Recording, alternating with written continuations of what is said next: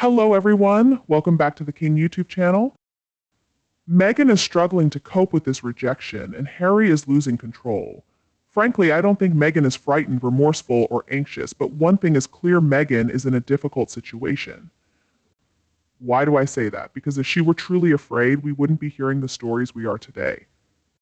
I'm certain that Meghan's organizations are facing staffing shortages, particularly with the roles of executive director for the American Riviera Orchard Project and chief of staff for the Archwell organization. A quick side note: have you noticed how challenging it is with the current rise in living costs? It's tough, isn't it? We all feel like fools at times, don't we? Let's be honest, it doesn't matter who you are or what you're not. Generally speaking, that's not how you handle things. Instead, you might start wondering, what should I do for a new career? It's that sort of thing. And once you reach a certain age, we've all been there at some point, right? When you present your resume, the only options left are the ones I'm broadly referring to because you can't display it anymore. Can you manage to do it online as required? Have you tried? Oh, sure, I understand. And suddenly, you put yourself out there, and as soon as they see your age, they expect your resume to look like it was carved in stone from some ancient cave, don't they?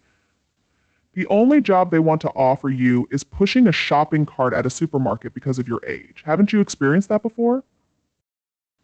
Here's the issue at hand: I've solved all your problems, because guess who's currently looking for new employees? It's common knowledge that Josh Shetler decided to leave the Montecito estate just a few hours before the Colombian Deception royal trip, and everyone was taken aback by that. It's said that this individual is the 18th person to resign from their job in Montecito in recent years. You can spin it any way you like, but it's clear that others don't want to work with Harry and Meghan.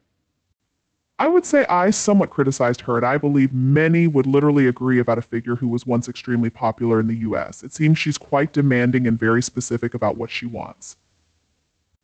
Does Leona Helmsley come to mind? Indeed, someone like that is someone who, of course, demands the highest standards from her team. And if you didn't meet those standards, you were dismissed.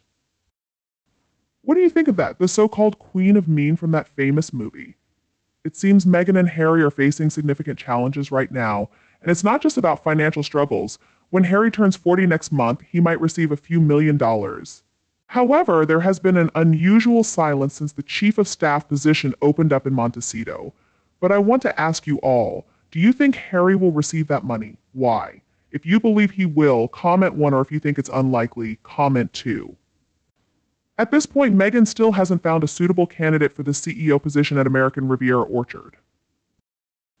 Now, this might be because no one really knows what that entails. Is selling a few jars of jam online really a business? Not to mention the dog biscuits and the possibility of some wine being introduced. That's why this is happening. However, it seems Meghan is under considerable pressure behind the scenes because, well, they're going to have to replace these key staff members as they move forward with Archwell. Of course, some might argue that the more employees you have, the more tax deductions you can claim, which could be beneficial in the long run. According to another source, Mr. Shetler is still weighing his options because, as we always say, his departure wasn't exactly straightforward. Whether you call it a dismissal, exit, removal, or something else, no one could really understand the exact nature of his role in the empire that Harry and Meghan have built. As you can see, that's the main issue. If you don't clearly communicate what you want from your employees, they'll push back, and some will choose not to work for you. Let's not forget the woman who claimed she did most of the work on the Archetypes podcast for Meghan, only to have it removed after Meghan had, as usual, taken credit for the idea and execution. The unfortunate reality is that she refused to leave, and the situation seems to be ongoing, right? But as for the chief of staff role, if you're looking for a new position and have plenty of initiative and, more importantly, ideas on how to elevate Meghan's profile, well, what are you waiting for? I know you have many ideas. I'll leave you at this station. Please send your resume to Montecito. They're now looking for you. Imagine being born into royalty, gaining some fame, and then marrying someone who brought you down in just 5 years. Eventually, Harry will realize the harsh truth that he was deceived. He played his part by promoting and defending the liar and tantrum thrower. Meghan gets what Meghan wants, with no sympathy. Who would want to work for someone like Meghan? No one. She's toxic and bullies her staff. When the palace's bullying report was completed, it wasn't made public. Clearly, it indicated Markle was guilty of bullying, because if it had shown she was innocent, she would have demanded its release. Her silence was telling. They're like terrible bosses. Their employees weren't thriving, just surviving. Aren't you worried about the children they're supposed to have? I've often remarked that California's Child and Family Services should look into their situation. Rumor has it that during a certain period, so many people called to inquire that social services staff reportedly said over the phone that there were no children with them, but this is allegedly hearsay. Times are tough here in the US, and people aren't tolerating stars or influencers. They need to get the message that they'll never mean anything to us. They're narcissists who can't read the room. They'll double down in front of an empty house. Repeat, they've never meant anything to me. I look back at history, how people admired them, people I never admired, nor did I look up to any sports figures.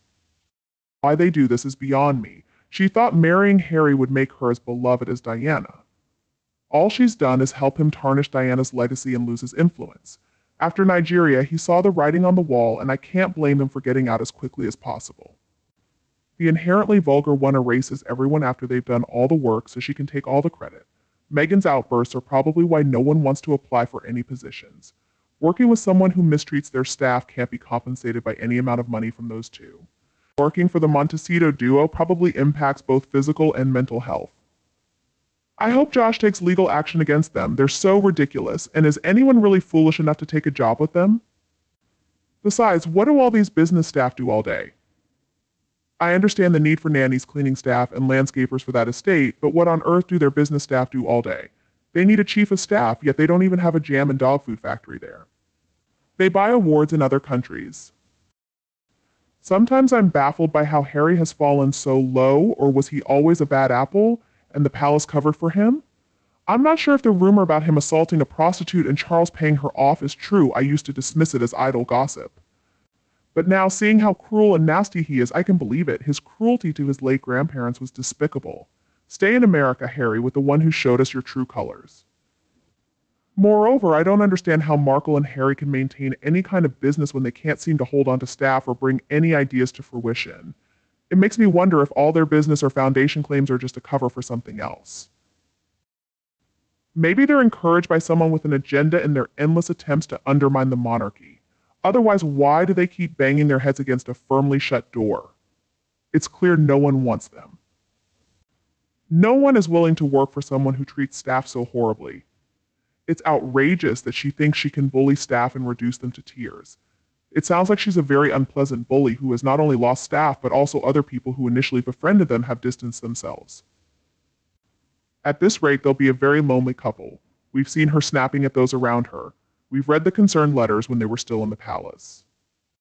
We've watched them put their names on other people's work and pretend those people don't exist, and the high turnover definitely suggests something isn't right in California. Anyway, I'm glad Josh got away from them before it was too late for him and his career. Ruination, why would they need a chief of staff when they don't really have a business, corporation, charity, or organization? They don't really do anything except profit off their pain, victimhood, and the royal family. Grifter in chief, perhaps. Cheers. It's always been like that. They're a cruel couple. They spread nasty lies and then claim to be the victims. I don't know anyone who would buy into anything they do. We all watch to see their lives fall apart, but that will soon lose its appeal. They need to disappear. Do you agree with my views? Please share your thoughts in the comments below. And don't forget to support us by liking, sharing, and subscribing to the King YouTube channel. Goodbye, and see you in the next videos.